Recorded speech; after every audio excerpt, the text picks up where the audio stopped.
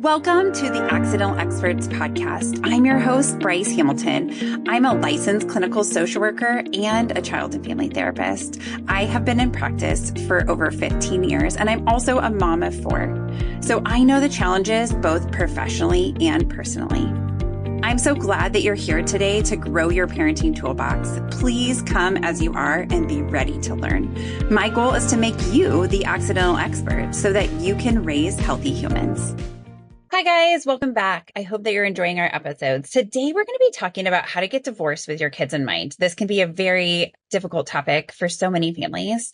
And so we have a specialist in getting divorced. Her name is Shannon Sorensen, and she is an attorney. She's been in practice for over 24 years, and 15 years of that, more recently, have been specifically in family law. So she's both an attorney, a mediator, and a guardian ad litem, which is basically an advocate for children in the process of getting divorced. And she's going to talk to us about this topic. It's something that she handles every day, and she's going to give us some tips and tricks and some advice on how to keep our kids in mind while going through this divorce process. With that, let's get to Shannon. Thank you, Bryce. Appreciate it. Thank you for having me. Yeah, we're so glad you're here. Okay, so we have to say, as a disclaimer, just to start, that Shannon is going to be talking about Kansas law. Specifically, if we bring up certain things, a lot of things are applicable universally, but also some stuff is very state specific. So when we're talking about this, keep in mind that your state may be different than what we're talking about. So it's really important that we consult a legal professional like an attorney. So let's get started. Okay, so what is your advice to parents about getting divorced? So this is such a general question, but being a guardian ad litem and an attorney who helps families go through divorce, like what advice do you have for them? Well, probably the number one thing is put your children at the top of your agenda, which is maybe easier said than done. When I meet with people, there's a Lee Joy Carson did an article back in 2004, and it's 14 points that basically it suggested guidelines for parents during separation or divorce proceedings. And, think of your children's interests, their present, future, and emotional and mental health before reacting. And I know that's really hard sometimes, especially in high emotional settings. And when your whole entire world's being upheaval in your own life, that's, think about how that's impacting your kiddos who may not have the emotional capacity, even because they're still developing, to handle all of that, and maintain your composure. And a good emotional balance is another thing that Lee Joy had suggested, especially verbally, and don't necessarily take those things, and use them against your children. Allow yourself and your children time to adjust. Remember about the best parts of your marriage and share this with your kiddos. This is, your co-parent's still going to be a part of your life, and it's a very significant part of your children's lives. And they want to know that, that you both love them and it's not the kid's fault, and again, assure your children that they're not to blame for the breakup and that they're not being rejected or abandoned. And again, it's really, really hard when you're trying to manage your own emotions, and helping to support your children. Continue, take away any bitterness or anger and try to shield your children, from that. Again, it's very, very hard. I always encourage people. Bill Eddy wrote a book. I think it's the 4th edition's out now. It's called Biff. And basically it's like, be brief, keep it short, your response with your co-parent, keep it informative, keep it friendly, but also keep it firm, and setting those boundaries and trying to keep emotions out when you are either writing messages or even interacting with your kids. And, don't criticize the other parent, your co-parent, in front of your children. I know it's easier said than done because people want to play the blame game, but, again, it's about your kids. And don't encourage your kids to take sides, and that's, again, it's hard, especially if, for example, you felt like you've been left for a third party or, and so it's really important for you to suggest that, encourage your kids to spend time with your co-parent, and try to keep your kids' routine as as much the same as possible. I know that especially if parents have, separated, that's one thing that parents should try to stay on the same page and saying, even though we may have 2 different homes, we're going to try to keep things as similar for our kids as they go between the 2 houses.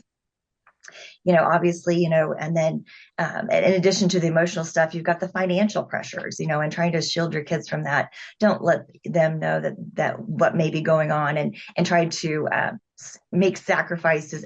Encourage your kids, that there are going to be sacrifices financially, but not necessarily talking to your kids about that. Mm-hmm. And then, and so those are just some things as far as what should be, a parent should consider. And, and just also, recognize that, you're human, and, and you're going to have these emotions, and that's fine. And you're probably going to not have your best parenting moments during that process, but show yourself some grace. Yeah. And also show the grace to your co-parent. Yeah. I mean, this is so hard, right? Because it really is a total restructuring of your entire family system, and something that most people haven't planned for. I mean, we get married to imagine that we're going to stay together. So then when that doesn't happen for whatever reason, and we have kids involved, it is life-changing for everybody. So giving ourselves time to kind of process through, and maybe saving the emotion for specific people. Like I've told parents in my practice to say, like, okay, have a certain person that you can be like, okay, I need to process this, or I need to say something. I don't necessarily need feedback, but like, I need to say I'm really mad, or this is so frustrating or irritating. And then that kind of keeps the kids out of that middle. But it's hard because we do have emotions, and especially when money's involved and kids, right, are involved, like those two things seem to make people's worst sides come out. And oftentimes it seems like it gets worse before it gets better. Do you see that? I do. And then I think it kind of has it rears its head again, whether or not, maybe when someone, the parents bring in a new person, mm-hmm. And that, it can kind of get a little difficult again, and recognizing that you shouldn't try to force your co-parent to co-parent with your new partner, or, new significant other, or whatever that may look like, because you don't know if that person's going to remain in your children's life. And granted, you want to have a friendly relationship, but I find that when a third person comes in and doesn't necessarily stay in their lane, is when it gets bad again. Yeah. And unfortunately, the kiddos are the ones who suffer. And then unfortunately, sometimes the old wounds are ripped open, and mm-hmm. It's like going through the divorce process again for kids. And so I just, it takes a village. And I think you should encourage your kids to accept that potential individual, even if it's hard for you, but recognize that the more adults that love your children and care for your children and part of their life, the better your kids are going to be. Yeah. Yeah. Truly, when people do care about your kids, no one loses there. Right. But I think it's like when we get offended or we're upset, it's really the grown up a lot of times, right? The kids are really resilient. And that's something that I encourage parents with in my practice is like, kids can handle the change, right? Like staying with a spouse who maybe is not the best fit, right? Or because of whatever is going on, is not necessarily the best choice if you're only doing that for the kids. Like kids are resilient, and having a happy home is way better than having parents who are constantly in conflict with each other. But that can be really hard. And it's obviously a personal decision. But I think parents have to also consider that like other people may come into their kids' lives, and that can be good if we're like encouraging our kids in that way, but also just like so hard. So putting a lot of support in place sounds like a really good strategy. Also letting our kids have their feelings, and maybe we support our kids. So they say like, I'm upset with mommy about this, or I'm upset with daddy about this, saying like, oh, I understand, but maybe not sharing your own stuff where it's like, oh, that's happened to me too. I totally understand. Like we can understand our kids' frustrations without sharing things that might make it more hard for our kids. Like sometimes they don't want our story in that part. Yeah. Right. Absolutely. So, well, you would be very careful not to, I guess, what do they call it? In your world, it's parentification, yes. of our children, and using them for emotional support, because that's not what they're for. Yeah. We really have to protect our kids in that part of like allowing them to stay kids. And even, like when our kids are older, even if they're, older teens or young 20s, when we're going through this process, we still need to let them be our kids. And so they're not going to be the person who's going to provide that support, because then it forces them to feel like they're in the middle of this, and they're not in the middle. Like as much as we can, they are, but as much as we can preserve that ability for them to float between the two houses, that makes it so much easier. And then they tend to want to continue to float between the two houses when the relationship is good. But it's like oftentimes I think the parent who causes the most chaos, and that inadvertently ends up being the parent that the kid doesn't want to spend time with sometimes. Not that they get to choose, but it seems to be more resistant. Do you see that?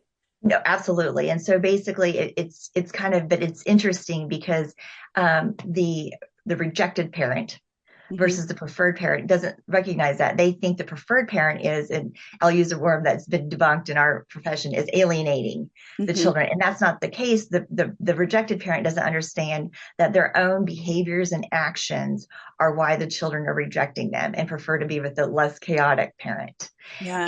And so I think it's also important for parents to look at resources and figure out how they can better keep kind of the calm, Yeah. and kind of what you're saying as far as teenagers don't want the chaos. For No, I sure. mean, they have enough chaos in their own lives. They do Right, definitely do not need their parents' right. chaos. Yeah. And, Yeah. and the Split Outreach Project has different videos and also programs for kiddos based on their development age, and they have a good video for teenagers. And I think that people who again are what would apply to like a separating from like a 1 to 5 year olds different than a 5 to 10, and they're Hmm. on, and teenagers have their own little uniqueness, like you said, Yeah. and being a teenager this day with all the chaos, and then adding the people of their family, it just it's a lot. Yeah, totally. Well, and how we present it to them, how we talk to them, I think being honest, but not too informative, right? To Correct. be talking about what is happening without including them in the drama gives them the most power to kind of Right. like understand the circumstance, but not get involved in the circumstance. When our kids are starting to fight against the other person, like mom said this, or dad said this, or don't do this, or do this, that, and it's not about them, it's about the other parent, that is where things get really complicated and then make them feel responsible for kind of navigating this. And that is not their responsibility and really hurts them in the long run.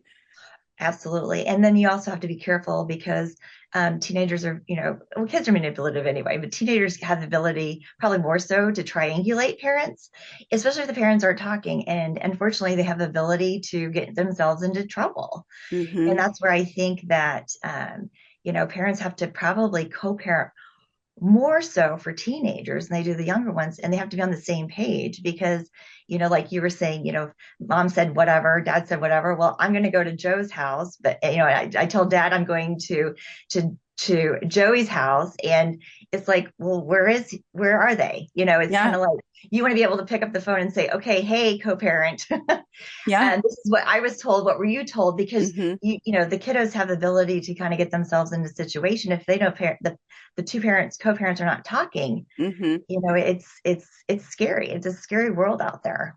Yeah, absolutely. That's great advice to think about that part too of like, it's our kids' safety ultimately, right? You may not have feelings about this person anymore, and you may have, or very negative feelings about them, but it's really about our kids and their safety, and knowing that we're aligned actually helps that process of keeping them safe. I love that. So what other things do you think parents do that really hurt their kids in this divorce process? I think the biggest thing is probably, it's arguing, talking, about the other parent behind their backs, and interrogating their kids when they come back, Hmm. about what happened there, who was there, and what did they do, type of thing, and then also taking their anger against the other parent out on the kiddos. Like, Hmm. it's interesting, and representing kids and their interest, when they say, I'm a lot like my mom, and my dad really sees that and will comment about how I'm just so much like my mom, and I feel like he doesn't love me. Mm. And Ouch. that's, Yeah. yeah, that's hard. And so I Hmm. think that it's like, well, they're the kiddos are half of us, they're each a Hmm. part of our mom and we're part of our dad, Yeah. and recognizing that the good, bad, and ugly that our kiddos may have it all. And so we're going to have to again keep that in check. But I think that's what I see as the biggest thing is the disgust or whatever feeling they may have for their co-parent, and then taking it out on the kids, especially if that kiddo does remind them of their ex or soon to be ex. Yeah. And that is hard. I mean, there are parts of, I mean, even in my nuclear family, like that we have that are each of my kids are some ways like their dad and some ways like me. And I think when we are loving that person or in love with them, it's actually something we really appreciate. And then when things are maybe not that way, then we don't appreciate it. But our kids didn't change. It's us. Right? It's the grown-ups that we've made choices. And so celebrating that of like, and I think, something I encourage parents to remember is like, you married this person, like you chose to have kids with them. And you have to frame the part of like, when you had that kid with that person, probably you were in love with them. And so that kid was made out of love. And so like allowing them the space to stay in that place of love. Like if you're fighting over your kid, most of the time it's because you love them, not Right. because you hate your partner, but it's because you love them. And so like reminding yourself about that part and that your partner is fighting back because they love them too, right? And yes, there are extenuating circumstances where things happen that get really complicated, but for the most part, I find that it's just about this fear of missing out on kids' lives and about not being present. And I think the more that we work together, the more that that is possible, right? Like everybody Absolutely. can go to Sam's baseball game, right? Like that is a public thing that everybody can go to regardless of what day it is. And that we can make our kids a priority, even when it's not days that they're staying at our house. And I think the further we get away from the divorce part, the more that things seem to settle down and we can develop a new normal. And that's what kids want the most, right? Is just to Absolutely. like acclimate into this new realm of where we're going to be now. Like our parents are getting divorced. Okay. And let's move into a new schedule. And it's better when we're doing that. Like we're making the transition faster versus kind of dragging it out. I think a lot of times families think about that part of like it's easier for them, but ultimately it's like whatever the schedule is going to be, let's move into that sooner rather than later so that the kids can adjust. Absolutely. I would agree Yeah. 100% Yeah. for sure. Okay. So we talked earlier that you're a GAL or guardian ad litem. What is that? And then when does somebody like you get involved in that capacity? Well, it varies. It's big as far as like we represent the kid's interest. And a lot of times in custody cases, if there's, obviously if there's been any type of abuse or neglect, you've got somebody who the court needs to kind of look in. If you've got a parent who's got some substance abuse issues and or you maybe or mental health issues, there are somebody who come in and represent the kid's interest. They're not necessarily the lawyer for the kiddo, but but they will, meet with the mom and dad and the kids, maybe the kid's therapist, maybe the parent's therapist, there may be a situation where, they have they suggest parents take some parenting classes in addition to what's already required to by the court. There might be a situation where they need to do an evaluation, a mental health evaluation, or a substance abuse evaluation, and then they make recommendations. Sometimes they do it written, or sometimes they just do it orally and make recommendations about how to help this family, especially the kiddos. And the court, I'd say most of the time follows those recommendations. So again about eyes and ears for the court on the kiddos and the family overall.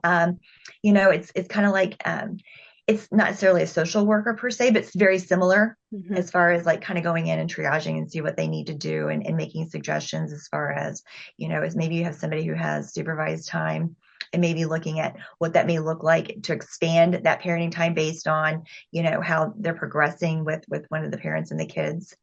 And so, it's again, just eyes and ears and for the court to make suggestions and recommendations for the kids on the behalf of the kids. Yeah.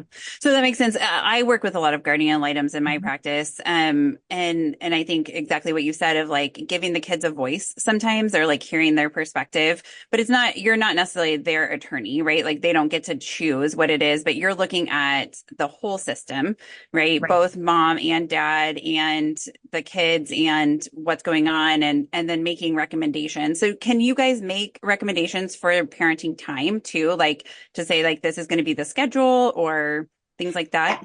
Yes, they do. It's of course, and sometimes, especially if the parents don't agree, just so Yeah. because if they'll come in and say the kids are doing fine, and it's interesting. I call it the Johnson County schedule, and it's practice. It's in all counties, but it's a 2-2-5. It's and it kind of it's like either a Monday Tuesday with mom, Wednesday Thursday with dad, and then alternating the weekends. And so Hmm. it's and that's what, kind of a lot of people do, which is different than the traditional, which used to be the every other weekend, one overnight during the week. That's kind of how they expanded it as far as like splitting time.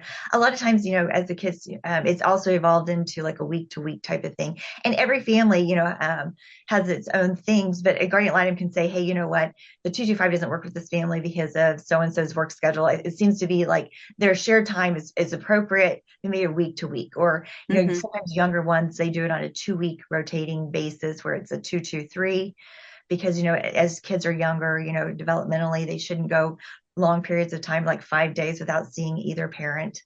Yeah, it's a long time. Yeah, totally.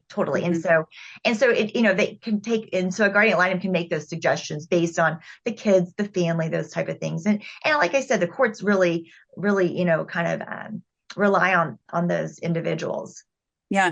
Well, and parents can make their own schedule, right? Like if they can Absolutely. agree on it, and ultimately that's best, right? But Yes. sometimes there is a lot of conflict and Right. families aren't able to come to an agreement. And so then a guardian ad litem is a great person to come along because they can make recommendations and do have the authority. So like in my practice, could I make recommendations on parenting plans? Yes. But do I? No, because I want to empower the parents to do it, for them to navigate through, or to have a guardian ad litem to do it because they get to collect the whole part and kind of be it's not really an investigator, but somebody who's collecting all the data points to make a real informed decision versus me hearing one part. Even if I hear both parents' side, I am not qualified to really do that. And I want to kind of put it on to somebody like you to kind of make those decisions for us with, whatever thoughts I have in mind, like, hey, this is causing conflict. Can you make a recommendation around this or take this into consideration? So that's great for us too, to make sure all voices are heard. Okay. I'm sorry. Go ahead. Oh, no. And we definitely rely obviously on, individual therapists about, especially with kids, like, hey, how's the adjustment going? Is this going well? What do we need to tweak type of thing? And so I think it's always important, I think, for people to, all kind of collaborate. And I was going to ask you real quickly, do you only talk to guardian ad litems and litigation cases, or do you talk to parents' attorneys as well? Because I know that some therapists will limit whom they communicate with. So if there's a guardian ad litem involved, then I primarily only work with that, because then all the information is going to that person and then they can kind of disseminate it. And that way it's not favored to one person or the other. But if there's no guardian ad litem, then I will talk to attorneys, but I kind of like them to be on a conference call, honestly, because it saves time, but then everybody hears the same thing and I don't have to repeat it and nothing's, taken out of context. So I think, that seems to be the best way, but lots of therapists do things differently, but that seems to work well for me. And honestly, I try to stay out of the court system, but, I think it is helpful when I think that kids need to be advocated for, but yeah, we do it all the time. So let's talk about, so as parents are listening to this, we're talking about keeping kids in mind. And sometimes parents will say to me, we're going to get divorced via mediation or some type of a cooperative divorce. And is that possible? Like, what do you see in your practice? Is this what are your thoughts on this? Absolutely. And, it's interesting because in the most of the local, the counties, local rules, they require mediation if there's any issues. There's still a dispute. And so it's mandatory. And so, but a lot of times, you can just use a mediator if people are really, if they're, you can use the mediator to go in and work out the issues. They can kind of be your scribe, draft up things. Kansas makes it fairly easy for mediators to kind of help walk the people through the process, as far as like coming up with an agreement, a parenting plan, support, property settlement agreement. And so which is kind of like, you can use a mediator, but then you'd also had mentioned like collaborative, which collaborative is it's a little different. It uses mediation, but you have different professionals involved. Typically in collaboration, each parent has a lawyer. Then you have someone who as a financial person who comes in and addresses the finances. Then you have like a therapist or somebody who addresses like the parenting plan issues. And then they all work together and to kind of do it collaboratively. And so Yeah. that you have all these different professionals taking care of their own little niche. And Mm-hmm. in the event that either parent wants to go to the litigation route, then they have to both attorneys basically stop representation, and they have to go in and get a new representation. And so, collaborative is, and mediation or collaborative, I mean, or even like a hybrid of any of those are definitely better than having, the traditional litigation and, all out war in court, because nothing is worse than sitting in court and listening to a co-parent or a parent say something's the worst things about that Mm-hmm. person, Yeah. because I mean, words hurt. Yeah. Yeah. I mean, we carry that, and then that burden Yeah. ends up hurting our kids, right? Because Yep. yes, we all have negative qualities, right? No one is perfect walking around. And so there are certainly things that could be better about each of us, but to hear it aired to everybody else, and that can be embarrassing too, right? To Right. have your worst things told to other people. So it does make sense. And so on the financial side too, obviously there's so specific situations, but I hear families tell me that when they do a collaborative or mediation route, that it is also a less expensive route most of the time if they're able to go that way. Absolutely, for sure, for sure. And Yeah. and that's one thing about not only the Kansas Supreme Court, but then also the Johnson County website. It has a self-help center with lots of great pro se forms. And the people, if people wanted to do it themselves, like maybe go meet with the mediator and then kind of do it themselves, they make it very user friendly. Good. And definitely is the best, is it's the way to do it, because one is more economical, and so you've got your financial stress you're eliminating, and Yeah. two, it's you can put some closure in and start that schedule like you were indicating that kids need, and so they start their new normal. Yeah. Yeah. So it's so important. And obviously every family has to make a decision based on what's best. But I think, the less stress that we as parents are having, the less stress our kids are going to feel, and the better we're going to transition to our new normal. Right, right. So yeah. Yeah, and I also want to mention that Wyandotte County has a self-help center too, as well, in their courthouse, which is, so Okay. I should just, yeah, so it just is an FYI for people and they can help give guidance as well. Well, and I would imagine lots of like county courts do the same thing regardless of what state you're in. And so you could just contact your county if they're not Johnson County or Wyandotte County or Jackson or Right. What's the other big one in Missouri? Oh, there's Platte, Clay. there's Clay. Clay. Yeah. Yeah. Yep. Yeah. Yep. And yeah, the Missouri Supreme Court has pro se forms on their, Okay. website. Yeah. Yeah, awesome. Okay, so what do you think parents need to keep in mind while getting divorced? We kind of talked about this, but just having in mind as they're going through this process. This is not the end of the world. It's Mm, going to be different. There's going to be some growing pains, just like when you got married. It's just going to be different, and different's not bad. yeah, It's like, again, it may be really, really hard on you, but it's going to be, even though kids are resilient, it's going to be really, really tough on them, and making sure that you're just available to whatever they may need, and that may mean that they need to get into therapy to figure out their stuff. And mhm, there is going to be some regressive behaviors. And so I think that, some people are like, oh my gosh, my little one didn't, is wetting the bed again. Well, there's changes, so it's not like they're being abused or anything. It's about, there's changes. And so mhm. again, it's, and even though maybe the breakdown in the marriage was due to communication, communicating with your co-parent is imperative, and it's more so now. And so a lot of times the courts will have like different parenting applications, or like Our Family Wizard, like communications or whatever. And so if you can't do it face to face or during text or anything like that, you could use a platform where you can communicate about your kiddos, because it's hard to share your kids, and when you're not seeing your kids every day, that's tough. And so I think that you need to figure out how the two of you are going to be able to figure, have some sort of communication about your kids. And again, just recognize that you're human, and Mhm. you're not going to have your best parenting moments, and you're going to mess up, and it's okay. Your kids are going to survive. It's just, Yeah, but time does heal yeah. all wounds. Yeah. I mean, it just helps to process through. I mean, getting our own support, right? In Right. this process of like having a therapist for ourselves, or somebody who is very well versed in helping kids navigate through divorce, right? And sometimes I have parents who come And through that part of like everybody is together, right? We're doing a collaborative session with like all the people to talk about, to give the kids a voice in that. Sometimes it's about working individually with your kid and yourself and a therapist, and talking through challenges to allow them to vocalize stuff. And then ultimately, right, just like loving our kids. Right. Right. Like keeping them, like you said in the beginning, like the first priority of like, this is really about protecting you and less about protecting me, and putting them as the priority. Obviously, as parents, we need to protect ourselves too. That's Yeah. good, right? And that might look like going to therapy or having a support group or something like that to navigate through. But thinking about our kids primarily, because they're really who we need to be looking out for. Anything else Absolutely. that you feel like we need to Yeah. cover?